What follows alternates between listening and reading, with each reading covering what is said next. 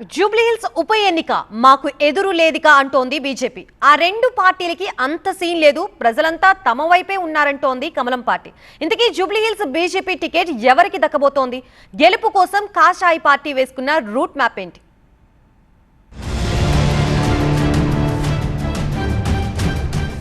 జూబ్లీహిల్స్ లో కాంగ్రెస్ బీఆర్ఎస్ ఎత్తులు పనిచెయ్యవు. ఆ రెండు పార్టీలు నమ్ముకుంది ప్రజలను కాదు, మజ్లిస్ పార్టీని. అందుకే ఆ పార్టీకి ప్రజలు బుద్ధి చెప్తారంటున్నారు కేంద్ర మంత్రి కిషన్ రెడ్డి. మజ్లిస్ పార్టీ మద్దతుతో గెలుస్తామని చెప్పి కాంగ్రెస్ పార్టీ నాయకులు అనుకుంటున్నారు. మజ్లిస్ పార్టీతో మద్దతుతో గెలుస్తామని చెప్పి ఈరోజు బీఆర్ఎస్ పార్టీ అనుకుంటుంది. ఇక్కడ ఉన్నటువంటి ప్రజల మీద ఒక విశ్వాసం లేదు.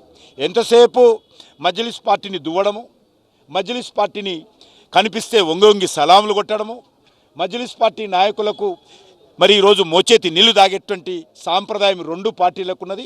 ఓవైపు జోరుగా ప్రచారం చేస్తూనే మరోవైపు అభ్యర్థిగా ఎవరిని బరిలోకి దింపాలనే దానిపై పార్టీ ఫోకస్ పెట్టింది. జూబ్లీహిల్స్ ఓటర్ నాడీ తెలుసుకొని అందుకు తగ్గట్లు ప్రణాళికలు రచిస్తోంది.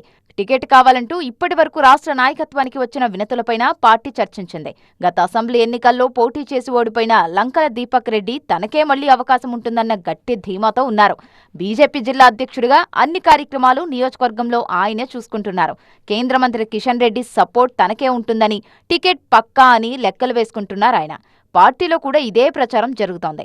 లంకల దీపక్ రెడ్డి తర్వాత బలంగా వినిపిస్తున్న పేర్లు కీర్తిరెడ్డి, ఆకుల విజయ, వీరపనేని పద్మ. ఈ ముగ్గురు మహిళా కోటాలో తమకు అవకాశం ఇవ్వాలని అడుగుతున్నారు. కీర్తిరెడ్డి గతంలోనూ జూబ్లీహిల్స్ టికెట్ ఆశించారు. కిషన్ రెడ్డి అనుచరవర్గం కావడం, ఆర్థికంగా బలంగా ఉండటంతో కలిసి వస్తుందని అనుకుంటున్నారామె. ఇప్పటికే తన మనసులోని మాటను రాష్ట్ర నాయకత్వం ముందు పెట్టినట్లు తెలుస్తోంది.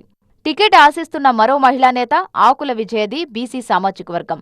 రాష్ట్రంలో బీసీ చుట్టే రాజకీయం నడుస్తున్న వేళ జూబ్లీహిల్స్ లో తనకు అవకాశం ఇవ్వాలని కోరుతున్నారు. గతంలో మహిళా మోర్చా అధ్యక్షురాలిగా పనిచేసిన అనుభవం, రాష్ట్ర నేతల్లో కొద్దిమంది మద్దతు ఉండటంతో టికెట్ ఇస్తారన్న ఆశలు పెట్టుకున్నారు. వీరపనేని పద్మ కూడా టికెట్ ఇవ్వాలని గట్టిగా పట్టుబట్టారట. వీళ్లలో ఎవరికి టికెట్ దక్కుతుంది అనేది ఆసక్తిగా మారింది.